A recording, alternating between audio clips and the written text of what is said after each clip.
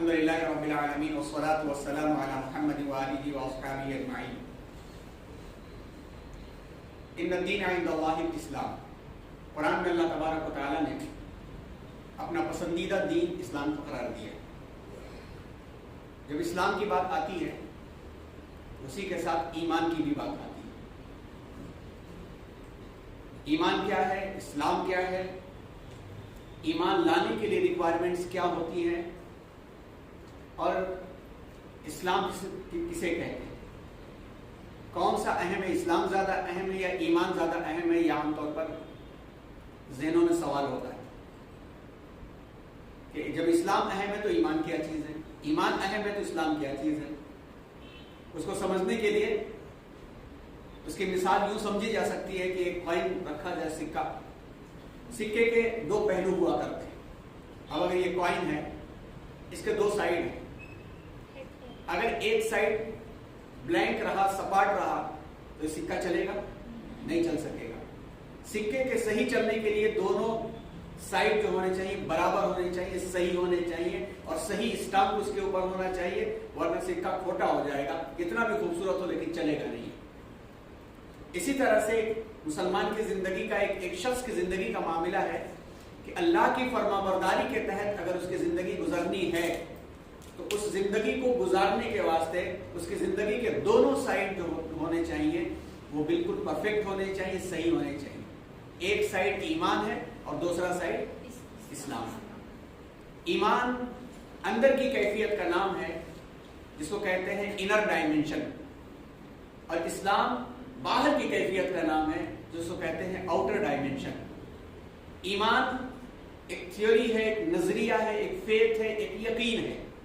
ایمان عمل ہے، پریکٹس ہے، اور صبح شام ہر وقت کی ہماری زندگی۔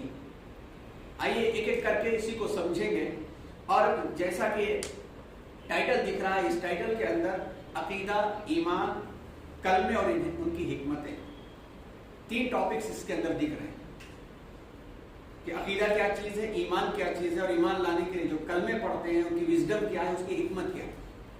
جب تک ہمیں کسی چیز کی وزڈم نہیں سمجھ میں آتی، حکمت نہیں سمجھ میں آتی، ہم اس سے فائدہ نہیں اٹھا سکتے پوری طرح۔ ریزن نہیں سمجھ میں آتا تو ہم اس کو اچھی طرح سے اس کو یوز نہیں کر سکتے، استعمال میں نہیں لا سکتے۔ اسی طرح سے ایمان کا بھی معاملہ ہے اور اسلام کا بھی معاملہ ہے۔ ایک ایک کر کے ہم سمجھنے کی کوشش کریں گے۔ سب سے پہلے عقیدے کو سمجھے کہ عقیدہ کہتے کس کو۔ عقیدہ عربی زبان کا لفظ ہے جس کا مطلب ہے بندھن، معاہدہ، اور وہ نظریہ جس کو دل میں مضبوطی کے ساتھ بٹھا لیا جائے۔ اور بندھن جتنا مضبوط ہوگا اتنا ہی زیادہ رابطہ اچھا ہوگا، بندھن جتنا کمزور ہوگا وہ رابطہ اتنا ہی کمزور ہوگا۔ ایک بندے کا اللہ سے بندھن اتنا مضبوط ہونا چاہیے کہ اس کو جب تک اس بات کا یقین نہ ہو جائے کہ جو کچھ ہے وہ اللہ کی مرضی سے ہو رہا ہے، اور جو کچھ ہوگا وہ اللہ کی ہی مرضی سے ہوگا۔ وہ چاہے گا تو ہوگا، اس نے چاہا تو ہوا، نہیں چاہے گا تو نہیں ہو سکے گا۔ اسی کو ہم اپنی پوری زندگی میں جب بھی کوئی معاملہ کرنا ہوتا ہے تو ایک لفظ استعمال کرتے ہیں، انشاءاللہ۔ انشاءاللہ، اف اللہ ویلنگ، اگر اللہ چاہے گا تو میں آتا ہوں، اللہ چاہے گا تو میں کروں گا، اللہ چاہے گا تو میں دیتا ہوں۔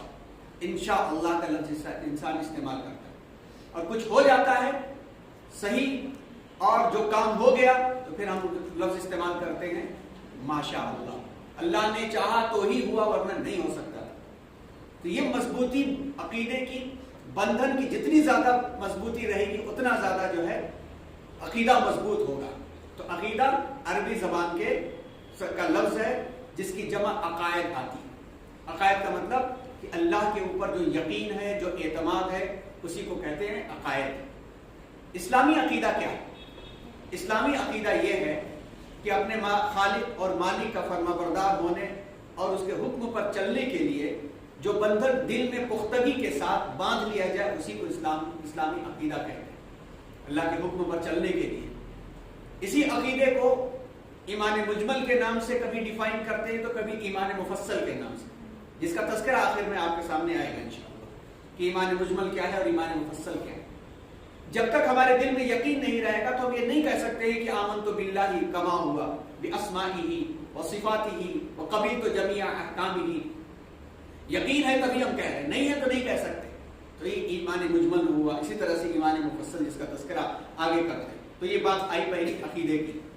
جب عقیدہ دل میں مضبوط ہو جاتا ہے, جب دل میں ایک فیتھ اور ایک خیال ہم بسا لیتے ہیں, تو ہماری زندگی اسی پہ چلنے لگتی. آپ نے سنا ہوگا کہ عام زبان میں کہا کرتے ہیں کہ ارے اس کا تو اس پر ایمان ہے. ایمان ہے مطلب یہ ہے کہ وہ اس کا گرویدہ ہو چکا ہے, وہ اس کے بارے میں سوچتا ہے, وہ اس کا خیال کرتا ہے اور اس کے کہے ہوئے طریقے پر چلتا ہے, جس کو اندھ وشواس بھی کہتے ہیں. اندھ وشواس کے معاملے کے اندر اللہ نے جو کہہ دیا ہے آنکھ بند کی اسے کرنا ہی. تو جب تک دل میں کسی کی محبت نہیں ہوتی اسے کاپی نہیں کرتے. پچھلے ہفتے اس کے بارے میں پوری ڈیٹیل آپ کے سامنے رکھی گئی تھی. اور ایمان عربی زبان کا لفظ ہے یہ بھی, اور اس کی اصل یعنی اس کا اوریجن الف میم اور نون ہے. بورڈ پر آپ کو دکھ رہا ہوگا, جس کا مطلب ہے امن کا مطلب ہے کسی خوف سے محفوظ ہو جانا. to become safe from any fear. دل کا مطمئن ہو جانا, کانفیڈنس آ جانا, خیر اور عافیت سے ہمکنار ہو جانا, کسی کی حفاظت میں آ جانا. اور ایمان لانے کا مطلب یہ ہوتا ہے کسی کی تصدیق کرنا اور اس پر یقین کرنا. ہمیں معلوم ہے کہ یہ سلیبس کا کرائٹیریا ہمیں دیا گیا ہے اور ہمیں یہ ڈیوریشن دیا گیا. اس ڈیوریشن میں اس سلیبس کو پڑھیں گے تو اسی میں سے کوشچن آنا ہے, اس کے باہر سے نہیں آئے گا. ہمیں یہ کلیئر کر دیا گیا.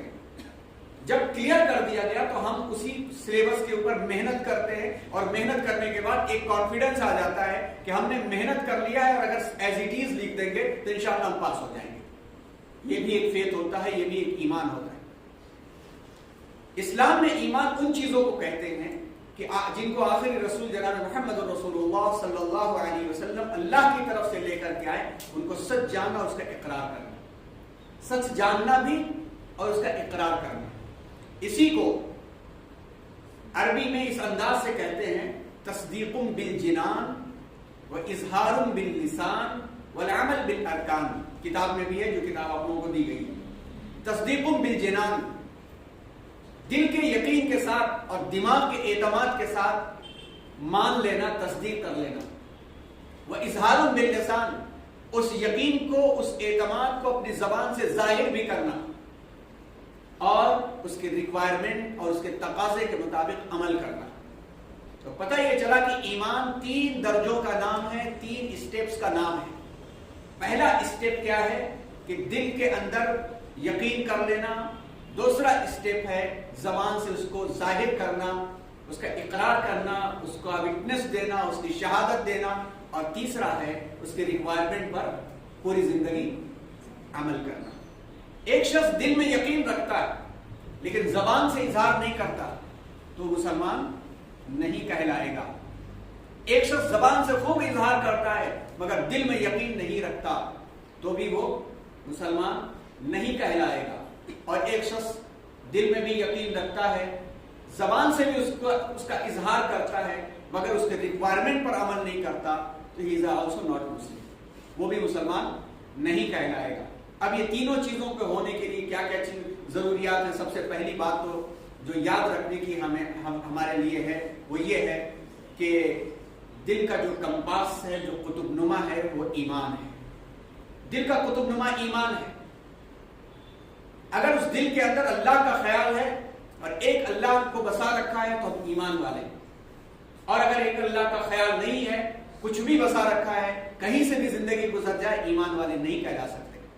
دل سا دوست نہ دل سا دشمن.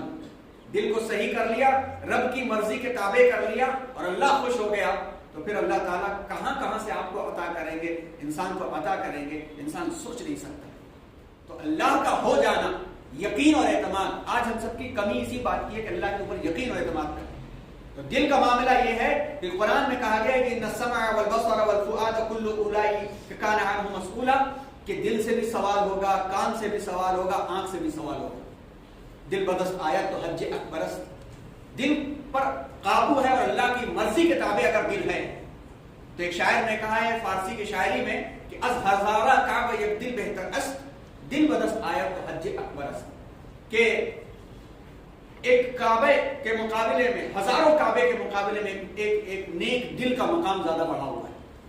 اور دل پر قابو ہو جائے، دل کنٹرول میں آ جائے، یعنی اللہ کی مرضی کے تابع ہو جائے، تو حج اکبر سے بڑھ کر کے ثواب اسے ملتا ہے. یہی دل جو ہے ہمیں بھٹکا کر کے شیطانوں کے راستے پر لے کر کے چلا جاتا ہے، اور یہی دل جو ہے رب کی مرضی کے تابع لے کر کے